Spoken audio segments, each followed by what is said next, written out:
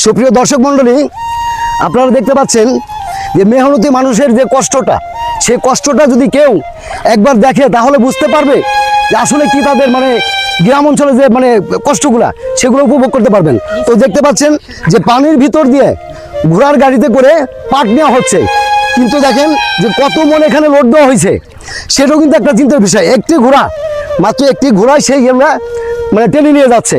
তো আমি একটু সহযোগিতা করছি তাদেরকে। হ্যাঁ যাক, হ্যাঁ হ্যাঁ যাক যাক, এই তো এসে এখন দেখতে পাচ্ছেন ঘোড়াটি সামনের দিকে এগোচ্ছে।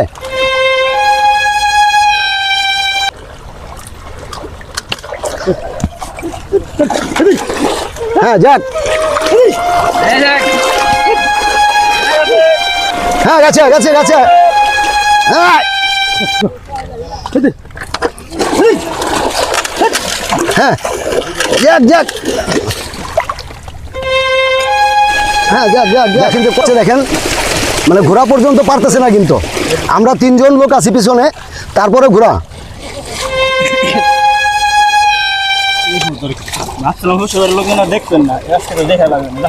আরো একজন যোগ হয়েছে।